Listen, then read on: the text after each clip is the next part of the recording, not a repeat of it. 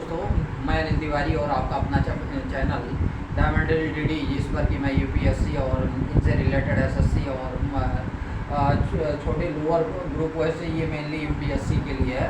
तो जो है जैसा कि मैं जो है बताना चाह रहा हूँ, कल वीडियो नहीं बना पाया था किसी कारणवश, तो आज फिर न्यू वीडियो डाल रहा हूँ। जैसा कि आप महंगाई देख रहे हैं, महंगाई इस समय मुद्दा हमारे देश का नंबर 1 ट्रेंड पर चल रहा है और महंगाई हमारे लिए कहीं ना कहीं घातक होता जा रहा है, क्योंकि कुछ ज़्यादा ही महंगाई इस समय बढ़ी हुई है। तो इसलिए हमने सोचा कि क्यों ना इकोनॉमिक्स का एक, जो कि आप जानते हैं जीएस पेपर में आता है इकोनॉमिक्स, तो उस जीएस पेपर के लिए मैं इन्फ्लेशन लेकर आया हूँ, महंगाई लेकर आया हूँ। जैसे कि आप देख रहे हैं जो है आज के दिनों में कि चाहे टोमेटो हो, जिंजर हो, यानी चाहे टमाटर हो, चाहे अदरक हो, चाहे कोई भी सब्जी ले लो, वो इतनी महंगी है। उसका कारण भी है कि फ्लड का आ जाना और भी बहुत सारी चीज़ें, ट्रांसपोर्टेशन का महंगा हो जाना। ट्रांसपोर्टेशन किससे महंगा है?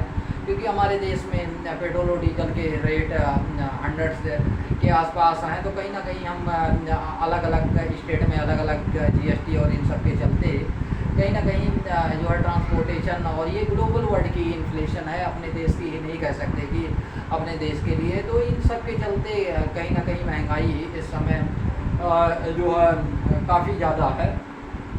तो अब हम महंगाई बढ़ना भी बहुत ज़रूरी है, क्योंकि अगर महंगाई नहीं बढ़ेगी तो लोगों की सैलरी नहीं बढ़ेगी। अब महंगाई नहीं बढ़ेगी तो लोगों की सैलरी कहाँ से? या तो कोई डिमांड ज़्यादा हो तो प्रोडक्शन ज़्यादा होगा, प्रोडक्शन ज़्यादा होगा तो ज़्यादा बिकेगा, तो बिकेगा तो ज़्यादा लोग खरीदेंगे तो परचेजिंग। अब देखो, लेकिन महंगाई से एक चीज़ कम हो जाता है।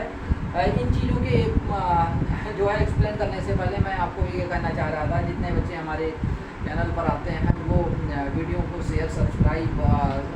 लाइक शेयर और सब्सक्राइब जरूर करें। तो आइए बिना किसी देरी के हम आते हैं इकोनॉमिक्स में। इन्फ्लेशन में लगातार आप देख रहे हैं हमारे जो एसेंशियल गुड्स हैं जो वो उसके रेट कहीं ना कहीं हाई होते जा रहे हैं। तो इन चीज़ों को देखते हुए जो हम देखते हैं कि हमारी परचेजिंग पावर पैरिटी, यानी परचेजिंग पावर कैपेसिटी वो घटती जा रही है। ये इन्फ्लेशन का मतलब पहले जो चीज़ 100 रुपये की हुआ करती थी, आज कहीं ना कहीं 150 की है। तो 100 रुपये की चीज़ 150 में मिल रही है। तो हमारे पास अगर पैसा नहीं है तो हम किसी जो है फेयर गुड्स को ना लेकर, फेयर मीन्स अच्छे सामान को न लेकर किसी अनफेयर यानी लोअर कैटेगरी का सामान खरीदते हैं। तो हमारी परचेजिंग पावर कैपेसिटी यानी पैरिटी भी घटती जा रही है इन्फ्लेशन के कारण। किसके कारण? इन्फ्लेशन के कारण जो है हमारी परचेजिंग पावर कैपेसिटी भी घटती जा रही है। तो जो है जहाँ लोगों की सैलरी, मान लो किसी की सैलरी 1 लाख रुपए थी, अब उनकी पहले समय था कि अगर आपका इन्फ्लेशन कम था, और इन्फ्लेशन भी एमपीसी हमारे यहाँ मॉनेटरी पॉलिसी कमेटी जो कि उर्जित पटेल के द्वारा बनाई गई थी 2016 में, तो उस पर मेजर की जाती है। उस पर हर 2 मंथ पर एक बार बैठक होती है, अगर जो है, और कहीं 6 बार साल में 6 बार उसकी क्या होती है, सिटिंग होती है। तो और उस पर देखते हैं कि कितनी महंगाई है। वो महंगाई आप जानते ही हैं कि 2 बेसिस पर WPI और CPI जानते हो, और आपका GDP पर भी मेजर की जाती है। तो CPI जानते हैं कि कंज्यूमर प्राइस इंडेक्स, और WPI होल प्राइस इंडेक्स, जो कि जो है मेजर की जाती है। तो यहाँ कहीं ना कहीं इन्फ्लेशन, लेकिन इन्फ्लेशन एक ज़्यादा उससे, अगर ये ग्लोबल वर्ल्ड में बढ़ रहा है, इन्फ्लेशन जो है ग्लोबल वर्ल्ड में बढ़ रहा है, तो लगातार बढ़ता जा रहा है। इन्फ्लेशन क्या हो रहा है? लगातार बढ़ता जा रहा है। और इस बढ़ते हुए महंगाई से हर कोई परेशान है, क्योंकि उनकी सैलरी जैसे कि जिस परसेंटेज से महंगाई बढ़ रही है उस परसेंटेज से सैलरी लोगों की नहीं बढ़ रही है। तो इससे परचेजिंग पावर पैरिटी जो है उनकी घटती जा रही है। तो इसको देखते हुए जो है हम इन्फ्लेशन को लेकर आए हैं, यानी परचेजिंग पावर पैरिटी आप जानते ही होंगे। जब किसी की परचेजिंग पावर घट जाए, डिमांड बढ़ जाए, डिमांड बढ़ता है तब भी इन्फ्लेशन बढ़ता है, उसे डिमांड पुल इन्फ्लेशन कहते हैं। तो जो आपकी करेंसी है, परचेजिंग पावर, वो करेंसी की वैल्यू घट जाती है। जो क्यों घट जाती है? मान लो करेंसी की वैल्यू कैसे घटती है? मान लो पहले कोई एक सामान 1000 का आता था, एक सामान, अब वही जो है 1500 रुपये लग रहा है उसी एक सामान को ख़रीदने में। तो इसकी करेंसी की वैल्यू कितना घट गई, 500 रुपये घट गई है। जैसा कि आप जानते हैं कि पहले एक समय हुआ करता था कि उस समय गोल्ड ले लो या फिर कोई भी चीज़ ले लो, वो काफ़ी लो रेट में हुआ करती थी। उस समय करेंसी की वैल्यू हमारी कहीं ना कहीं ज़्यादा थी। 1910 के आसपास या 1950 के आसपास आते हैं तो हमें ये पता चलता है वहाँ के से देखने पर कि हमारी जो करेंसी यानी रुपये थी, लेकिन जब रुपया और डॉलर बराबर हुआ करते थे एक समय, आज डॉलर का 82 पॉइंट समथिंग है। तो लेकिन हाँ, जब हमारी करेंसी क्या होगी, उसकी वैल्यू लो होगी तो हमारे यहाँ का एक्सपोर्ट ज़्यादा होगा, क्योंकि जहाँ पर जैसे कि हम जानते हैं कि हर कोई किसकी तरफ भागता है, सस्ते सामान की तरफ भागता है। अब डॉलर जो है, जैसे डॉलर में मान लो 2 बोतल पानी पहले उसकी वैल्यू थी कितना, हमारे यहाँ 1 रुपये एक बिस्लरी बोतल आता है 20 रुपये 30 रुपये जो भी आता है, तो 20 रुपये में आता है। तो अगर डॉलर की वैल्यू 40 होती थी तो केवल वो 2 बोतल खरीद सकते थे, 2 बोतल पानी। लेकिन क्या हुआ, अब 82 है तो लगभग 4 बोतल। तो सभी लोग जब सस्ता यानी उनकी वैल्यू बढ़ गई, हमारे जो करेंसी की वैल्यू है लो हो गई, तो उनकी वो लोग ज़्यादा खरीदना चाहेंगे, तो हमारा एक्सपोर्ट ज़्यादा होता है। जब करेंसी लो हो जाती है, उस केस में करेंसी लो होने के केस में क्या होता है कि हमारी जो उनकी है जो परचेजिंग पावर कैपेसिटी होती है, जो फॉरेन कंट्री के हैं यानी विदेशी लोग हैं, उनकी क्या हो जाती है, कम ज़्यादा हो जाती है। तो हमारे यहाँ एक्सपोर्ट धड़ल्ले से होता है। और इस केस में जब जो है इन्फ्लेशन बढ़ता है तो जो मनी रियल वैल्यू है वो डिक्रीज हो जाती है। क्या हो जाती है, और हम लोगों को जीवन गुजारना थोड़ा मुश्किल हो जाता है। हम नॉर्मल लोगों के लिए हार्डशिप फील होती है। तो इन चीज़ों के लिए तब हम करते क्या हैं, जो फूड कंजप्शन होता है वो लो कर देते हैं। फूड कंजप्शन यानी जो चीज़ हमें अनावश्यक लगती है वो चीज़ें हम नहीं खरीदते, क्योंकि जैसे हम पहले 100 रुपये ले जाते थे तो कई सारे तरह की सब्जियाँ खरीद लाते थे। लेकिन आज क्या है, 50-60 रुपये से नीचे कोई सामान नहीं है, तो 50-60 रुपये से तो हम जो है हमारी जो लाने की यानी परचेजिंग पावर पैरिटी होगी वो क्या हो जाएगी, कम हो जाएगी। तो इन्हीं चीज़ों को देखते हुए यानी तब हमें उसके जगह पर सब्स्टिट्यूट ढूंढना पड़ता है कि इसके जगह पर हम कौन सी सब्जी लेकर जाएं कि यहाँ काम चल जाए। मान लो पहले हम गेहूं का आटा खाया करते थे, लेकिन अब गेहूं का आटा इतना महंगा हो गया कि हम खरीद नहीं पा रहे हैं।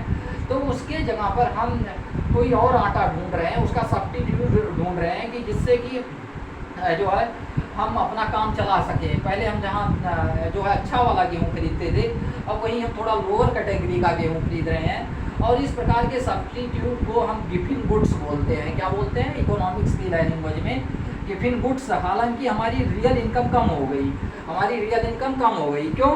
क्योंकि हमारा अगर मान लो रियल इनकम क्या है, रियल इनकम ये है कि आपने मान लो आपका 50,000 सैलरी थी, 50,000 सैलरी थी, 50,000 में आप 25,000 खर्च करते थे, 25,000 आपका बचता रहा। लेकिन जब इन्फ्लेशन बढ़ा तो सामान महंगा हुआ, जब सामान महंगा हुआ तो रियल जो इनकम था उसमें आप अब खर्च होने लगा 40,000। अब 50 में से 40,000 खर्च होने लगा तो बचा कितना, केवल 10,000 बचा।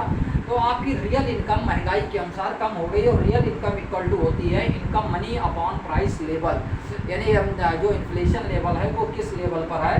तो इन चीज़ों को देखते हुए कहीं ना कहीं जो है ये रियल इनकम तो गिफिन गुड्स समझ में आया। किसी के जगह पर हमें सब्स्टिट्यूट करना, रखना, यानी उसको लेकर हमें आगे जाना।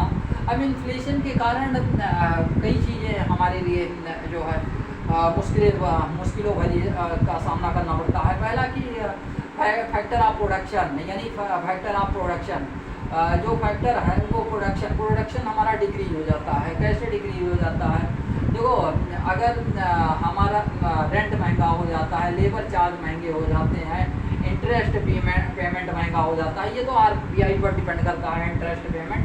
तो ये सारी चीज़ें कहीं ना कहीं महंगी हो जाती है, कि जिससे अब जब यहाँ से प्रोडक्शन से महंगी होगी तो जो है जब प्रोडक्शन महंगा हो जाएगा, क्योंकि हम रॉ मटेरियल कोई भी खरीदेंगे अगर वो महंगा है, हम किसी दूसरे देश पर डिपेंड करते हैं, तो हमारा क्या है, हमारा अगर रुपया कमज़ोर है तो हमें ज़्यादा चुकाना पड़ेगा या डॉलर में या किसी और में। तो उन चीज़ों के उस पर जो है जब महंगाई बढ़ेगी तो रेंट भी बढ़ेगा, लेबर अब महंगाई बढ़ेगी तो लेबर भी कहेंगे कि इतनी महंगाई बढ़ गई है तो हमारी चार्जेज बढ़ाओ, यानी जो हमारा सैलरी है वो बढ़ाओ। इंटरेस्ट पेमेंट भी अगर वो तो आरबीआई के गाइडलाइंस से रिवर्स रेपो रेट और रेपो रेट यानी, लेकिन अगर हम किसी से ले रखे हैं तो हो सकता है वो जो है कुछ और बढ़ा दें। तो लेकिन अगर जो है तब फिर क्या होगा, लोगों का डिमांड धीरे धीरे घट जाएगा, और जब डिमांड घटेगा तो इकोनॉमी जो है हमारी वो डिक्रीज होगी। डिमांड घटेगा तो इकोनॉमी, आप जानते हैं कि जो है डिमांड अगर बढ़ता है तो कोई भी चीज़ उस इन्फ्लेशन यानी इन्फ्लेशन महंगाई बढ़ती है। अगर डिमांड बढ़ा, डिमांड जैसे कोई सामान क्या है 10 सामान है, उसे लेने वाले 100 लोग हैं तो खरीदने वाले 100 लोग हैं, तो वो बोली लगाएंगे कि ये सामान मुझे भी इतने में दे दो, दूसरा कहेगा इतने में दे दो, तीसरा कहेगा इतने में दे दो। तो इस प्रकार जो है डिमांड जो है अगर बढ़ेगी तो इन्फ्लेशन भी बढ़ेगी। डिमांड सप्लाई अगर ज़्यादा है तो अगर सप्लाई ज़्यादा है तो कोई चीज़ सस्ती होती है, यानी कोई चीज़ भरा पड़ा है, इतना है कि लोग खरीद नहीं पा रहे हैं, चाहे जितना खरीद रहे हैं तो वो सामान क्या होगा, सस्ता होगा।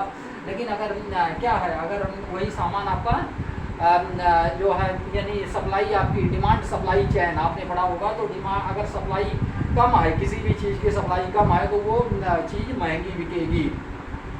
तो होता क्या है, इन्फ्लेशन के कारण लोग जब महंगाई बढ़ जाती है तो लोग कहते हैं कि 2-4 महीने के लिए उसे होल्ड कर दो, बाद में उस चीज़ को खरीदेंगे क्योंकि अभी बहुत महंगा है, आने वाले सीजन में क्या हो जाएगा, वही सस्ता हो जाएगा तो उस समय हम खरीद लेंगे। तो इसी को देखते हुए लोग होल्ड कर देते हैं, तो डिमांड में कमी आ जाती है, और डिमांड में कमी आ जाती है तो जो है हमारी इकोनॉमी थोड़ा श्रिंक होती है उस केस में। अब आइए जो है ये इसे कहते हैं एग्रीगेट डिमांड। जब कोई, जैसे हमें सोना खरीदना था, अब हम इंतजार कर रहे हैं कि थोड़ा कम होगा तो हम सोना खरीदेंगे, तो उस प्रकार के होल्ड कर देना किसी भी सामान को लेने की, तो उसे एग्रीगेट डिमांड कहते हैं। क्या कहते हैं? हालांकि हमारे यहाँ MPC जो मॉनेटरी पॉलिसी कमेटी है वो 2025-26 तक 4+-2 जो है इन्फ्लेशन रेट का रखा है, यानी अगर कोई सामान इस साल 100 रुपये का होगा तो अगले साल कम से कम 102 हो जाएगा और ज़्यादा से ज़्यादा 106 रुपये का हो जाएगा। लेकिन पिछले कुछ दिनों से हम अपने डेली लाइफ में देख रहे हैं कि MPC कहीं ना कहीं जो हमारा जो है इन्फ्लेशन रेट है वो 6 से ऊपर निकल गया है, यानी हमारा इन्फ्लेशन रेट 2 से लेकर और 6 तक है। लेकिन 2 से लेकर कितना है, 6 है।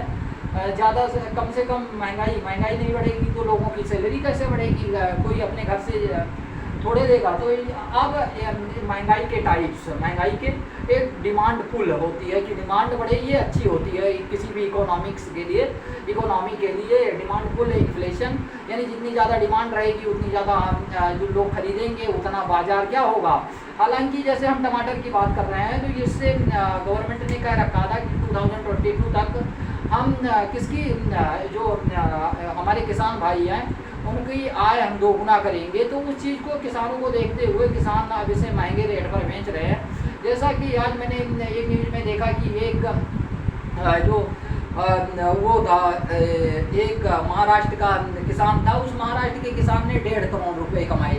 उनके लिए तो बल्ले बल्ले हो गई, लेकिन जो शहरों में आम आदमी रहने वाले हैं, नॉर्मल आदमी रहने वाले हैं, तो एक तरफ तो प्रॉफिट हुआ, दूसरी तरफ जो नॉर्मल इंसान है यानी जो 5,000 7-8 हज़ार 10 हज़ार कमाते हैं, उनके लिए तो कहीं ना कहीं काफ़ी जो है दिक्कतों का सामना करना पड़ रहा है। तो जैसे demand pull inflation, demand pull कभी कभी डिमांड किसी चीज़ के लिए बहुत ज़्यादा बढ़ जाती है तो वो हमारी इकोनॉमी के लिए काफ़ी, उस दिन छपकर बड़े बड़े न्यूज़ में आता है कि ऐसा हुआ हमारे देश में, ऐसा इतना ज़्यादा इस दिन खरीदारी हुई। जैसे दीपावली से पहले, आप दीपावली से पहले या होली से पहले आप मावा यानी खोया आप देखते हैं उसकी डिमांड बढ़ जाती है तो उसे लोग हाइक कर देते हैं कि नहीं इतने रुपए में नहीं, इतने रुपए में मिलेगा। तो वो डिमांड पुल इन्फ्लेशन है। कॉस्ट पुश, जब किसी की रॉ मटेरियल में क्या हो जाए, इंक्रीमेंट हो जाए तो वो cost push material higher inflation, hyper inflation, जब कोई देश या करेंसी फेल मार जाती है तो उसके समय क्या कर दिया जाता है, हाइपर इन्फ्लेशन जैसे कि वेनेजुएला ने किया था 2021, उससे पहले न्यू करेंसी जारी की थी 10 लाख रुपए के नोट की। तो वहाँ इतनी महंगाई बढ़ गई थी कि हद से ज़्यादा महंगाई, यानी 10 लाख रुपए का नोट ले जाओ तो लगभग आधा किलो आटा मिलता था। तो इन चीज़ों को कहीं ना कहीं देखते हुए वेनेजुएला ने 10 लाख की करेंसी, जैसा कि आप जानते हैं, जो है उन्होंने जारी किया था। और जो है वो देश फेल मारने के कारण, कभी जैसे पाकिस्तान का हाल इस समय है, श्रीलंका का है, वो कहीं ना कहीं क्राइसिस में चला गया है वो कंट्री। स्टैगफ्लेशन के 3 कारण हैं। एक लो इकोनॉमिक ग्रोथ, दूसरा हाई अनएम्प्लॉयमेंट और तीसरा हाई इन्फ्लेशन। इन तीनों कारण के कारण इन्फ्लेशन होता है, स्टैगफ्लेशन होता है। जो रिसेशन बोलते हैं उसका टाइप है स्टैगफ्लेशन। तो इसमें इकोनॉमिक ग्रोथ काफ़ी लो हो जाती है और हाई अनएम्प्लॉयमेंट हो जाता है, यानी लोगों के पास नौकरियां नहीं रहती हैं और ज़्यादा से ज़्यादा महंगाई हो जाती है। तो इसे स्टैगफ्लेशन कहते हैं। अब जो है श्रिंकफ्लेशन, देखो क्या होता है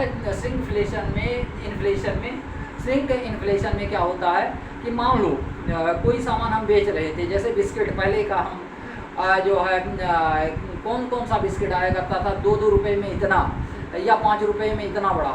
लेकिन आजकल क्या है, वही बिस्किट है तो 5 रुपये में ही, लेकिन उसकी क्वांटिटी घटा दी गई है, तो उसे श्रिंक इन्फ्लेशन कहते हैं।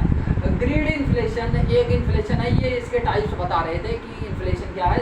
ग्रीड इन्फ्लेशन क्या होता है, कोई कंट्री या लोग बहुत ज़्यादा लालची होते हैं, तो लालच के चक्कर में उसकी वो क्या करते हैं, वो बहुत ज़्यादा उसका रेट बढ़ा देते हैं। तो इन चीज़ों को देखते हुए इस प्रकार की इन्फ्लेशन, लेकिन इन्फ्लेशन एक देश के लिए बहुत ज़रूरी है, बिना जो है क्योंकि अगर कुछ चीज़ें ऐसा होती है कि अगर इन्फ्लेशन महंगाई ज़्यादा होगी तो हमारा एक्सपोर्ट कम हो जाएगा, लेकिन वहीं अगर हमारे देश में कोई चीज़ें सस्ती बिकेगी तो उसे अदर कंट्री वाले ज़्यादा खरीदते हैं। तो इसलिए जो है इन चीज़ों को देखते हुए इंपोर्ट और एक्सपोर्ट पर भी ये कहीं ना कहीं आता है। तो एकदम बस इन्हीं चीज़ों को जो है बताने के लिए आए थे। और इन सब का कारण कहीं ना कहीं आपका ट्रांसपोर्टेशन चार्ज भी है, महंगाई जो ट्रांसपोर्टेशन और प्लस फ्यूल का लगना, महंगा होना, इन चीज़ों के ऊपर डिपेंड कर रहा है। Tomato, ginger